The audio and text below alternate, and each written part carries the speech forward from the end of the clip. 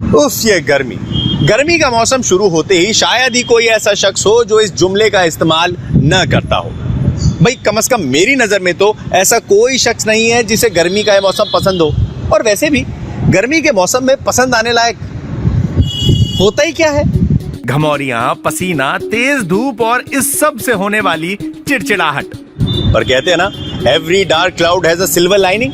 बस तो इस गर्मी के मौसम की सिल्वर लाइनिंग है आम।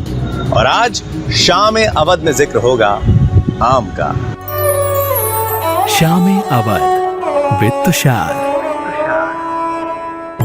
अब आप सोचेंगे कि आम तो देश भर में, दुनिया भर में मिलता है, तो फिर लखनऊ में आम क्यों? जनाब, लखनऊ और आम की कहानी बहुत पुरानी और बहुत खास है। क्योंकि वो आम जो पूरे हिंदुस्तान में शायद सबसे ज्यादा खाया जाता है वो लखनऊ की ही देन है। लखनऊ शहर से करीब पौने घंटे की दूरी पे अपने कबाब के लिए मशहूर काकोरी में है वो गांव जिसका नाम ही काफी है, दशहरी। और इस दशहरी गांव में मौजूद है वो पेड़ जिसमें पहली बार दशहरी आम लगे। इस वक्त मैं हूँ लखनऊ के करीब दशहरी गांव में, और मेरे पीछे जो पेड़ आप देख रहे हैं यही वो पेड़ है जिससे दुनिया के हर दशहरी पेड़ और हर दशहरी आम की शुरुआत हुई। कहते हैं कि इस गांव का नाम दशहरी भी शायद इसीलिए पड़ा क्योंकि यहाँ पर ये मदर दशहरी ट्री है। 200 साल पुराने इस पेड़ की भी अपनी ही एक बड़ी ही दिलचस्प कहानी है। हुआ कुछ यूं कि एक बार एक शख्स एक गाड़ी में अलग अलग किस्म के आम लाद कर जा रहा था। अब किसी वजह से वो गाड़ी पलटी और उसमें से ढेर सारे आम गिर गए। अब जल्दबाजी में वो शख्स सारे आम तो उठा नहीं पाया और करीब 10 आम यहीं अलग अलग किस्म के पड़े रह गए। और इन्हीं 10 आमों के मिश्रण से निकला एक नई किस्म का आम, दशहरी आम। जी हाँ, यही वो पेड़ है जिसकी कलमों से दुनिया का हर एक दशहरी आम, हर एक दशहरी पेड़ निकला। आज भी हर साल अच्छी फसल के लिए इस मदर दशहरी पेड़ को पूजा जाता है। अब बात लखनऊ की हो और नवाबी कनेक्शन ना हो, भाई ये तो ज्यादती होगी। तो जनाब, कहते हैं कि इस पेड़ पे लगने वाले दशहरी आम इंसान को उस जमाने में नसीब नहीं हुआ करते थे।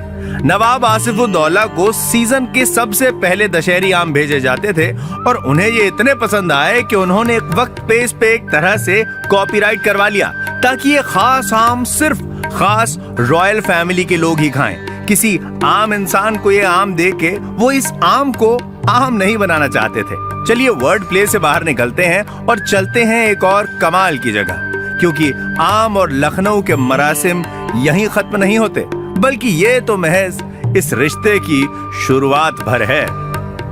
लखनऊ जिले की सरहदों में मौजूद है एक और ऐसी जगह जो हिंदुस्तान ही नहीं बल्कि दुनिया भर को दे रही है आम के मजे, मलिहाबाद। यहाँ जिधर नजर घुमाइए आम आम और सिर्फ आम। और इसी मलिहाबाद में मौजूद है एक और करिश्माई पेड़ जिसमें एक दो नहीं पूरे 300 किस्म के आम होते हैं। और इस करिश्मे को अंजाम देने वाले हाजी कलीमुल्ला साहब को देश ने नवाजा है पद्मश्री के सम्मान से। पेड़ में 300 ज्यादा अलग अलग किस्म के आम है। ये एक पेड़ भी है और एक बाग भी है और दुनिया का आमों का कॉलेज है। ये दूर से देखिए तो एक पेड़ है, करीब आके देखिए इसमें आप 150 किस्म के आम लगे होंगे। अगर तो आप सोचेंगे ये कैसा पेड़ है, तो आप सोचेंगे नहीं ये बाग भी है। और अगर दिमाग की आंखों से आप सोचेंगे तो आप ये सोचेंगे ये आमों का दुनिया का कॉलेज है। और ये सच है। ये फल एक ऐसा फल है इंसानों की सिफत रखता है 100%। बहुत से बच्चे बहुत कमज़ोर पैदा होते हैं, बहुत से बच्चे ताकतवर होते हैं। बिल्कुल वही शक्ल है इसकी।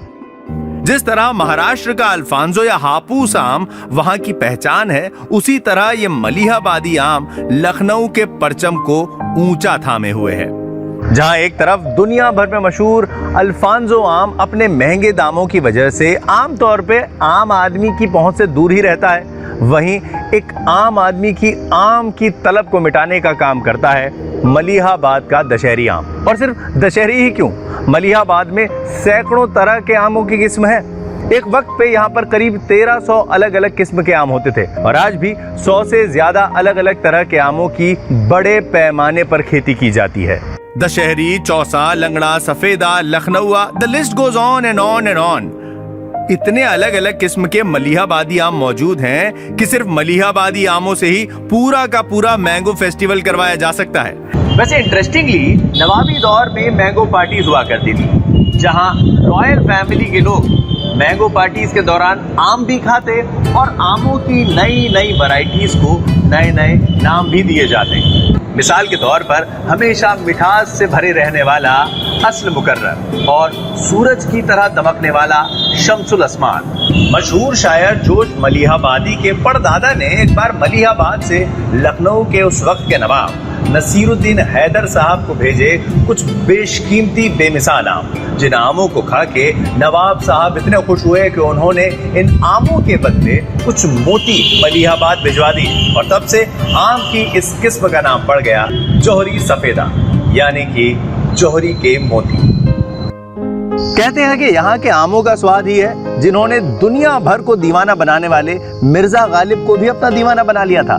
मिर्जा गालिब जब भी दिल्ली से कलकत्ता अपनी पेंशन लेने जाते तो वो हमेशा लखनऊ और मलिहाबाद होके ही जाते ताकि यहाँ के आमों का स्वाद चख सकें। तो मोहतरम, शाम अवध में आम का मेरा मतलब है कि आज का सफर बस यहीं तक। मिलते हैं बहुत जल्द एक और लखनवी खासियत के साथ शाम अवध में। तब तक रखिए अपना ख्याल और मुझे दीजिए इजाजत। 93.5 बजाते रहो।